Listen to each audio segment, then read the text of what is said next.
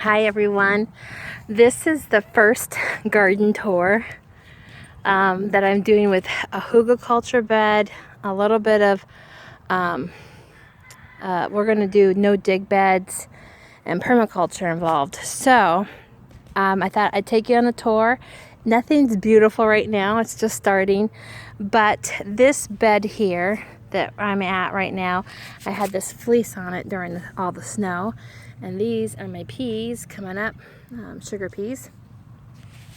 This bed is pretty much compost, and it's a hugelkultur bed, so that means I dug it all out, all of this out, and then I filled it with old logs and leaves and twigs and stuff, and then backfilled it with dirt so that as it rains and absorbs, it's actually decomposing in the bed and giving the soil nutrients. That's the idea behind it. It's a German term, hugelkultur. You can Google it. You can look all over YouTube.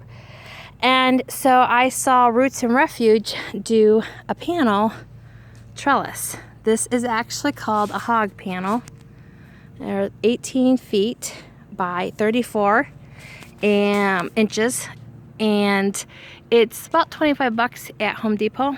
And my husband and I put this in a couple weeks ago, and the idea is to have your food, your plants, grow up it. Can't see real good, it's in the sun. I'm so happy for sun. I actually do have a little bit in here. You can't see it with my phone because that's what I have. You can't see it with there's a little bit of germination going on, so I have some beets in here. Raised beds get warmer faster. My raised beds are starting to, not this one, these two are kind of newer, but those ones there are actually going to be going by the wayside. But for right now, I am going to turn those into, those two beds over there will have no dig beds on them. This is actually a no dig bed. So this is what I did. That right there, and I want to record this. This is mushroom compost. I'm hoping to get another bag and put it in there. I heard mushroom compost just grows amazingly. And then this is compost. It's just compost. It's not a mix. And what I did is I didn't touch anything in the bed below it. I covered it in cardboard. Everything in here is covered in cardboard. And then, because the first time you do this on a no-dig bed, you bring it up between 5 and 6 inches of compost, and then you're smothering the leaves, weeds, and you're smothering the weeds, and then you are digging into natural, good biomatter and material that your plants can absorb. And so that's the whole concept of this. I just put this in here a few minutes ago. So this is gonna be a trial. I'm going to be putting, I have cucumber plants right now in the back room. They're actually beautiful. They're gonna go out here when it's warm enough. And I'm going to be putting flowers in, radishes. I have different kinds of lettuce that's going to go in here. But you might as well see where we're going, because no one's beds start out beautiful, or garden starts, it takes work. But the no dig method is a much less back-breaking method there is. So I've taken down fencing already this year. We took our fence out of our yard. We took a couple old trees out. We have a lot of yucky trees left to take out, but all in due time and an appointed season. This tree here will be going, this is her last season to bloom. I know it sounds mean, but it is a heavy feeder, some kind of crab. It feeds so heavily that once it blooms, it almost always sheds its leaves, and it looks terrible the rest of the year. So I got it to stay with its leaves on at one time. So it's gonna go, we might as well open up the view to other things in our garden. And over here, I just put this is actually a hugelkultur bed. I just plopped the flowers in. There was snow coming. I wanted to make sure it would take before the snow came. And actually, everything did really well, but I think it has a lot of good support. So this is a plant. This is sedum. This is, or stone crop. daffodils. These look like weeds, but they're not. It's a type of Siberian iris, I believe. These, I'm not exactly sure, but they might be a Sweet Williams. There's another one there that's actually coming up. So it's a start, and then these all have to be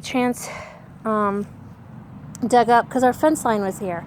So everything's going to be restored, and I got a lot of work to do. It's just, I never got to really garden last year at all. So I'm going to be making up for it this year. And can you see, it's just a beautiful day out. I don't care if it's a little chilly. It's sunny. I'm so happy it's sunny. So one of the things is I ordered some compost over here. So you can see over there, I got I think it's 3.5 yards of compost. And I'm going to be fixing those beds there. I have to hoik up my hostas. They have to be transplanted and put them all over the garden. There's things to do there.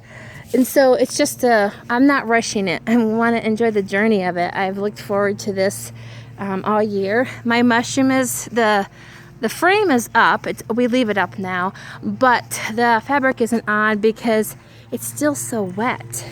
And you could tell where we sit in the summer because the grass hasn't grown in, but it's coming.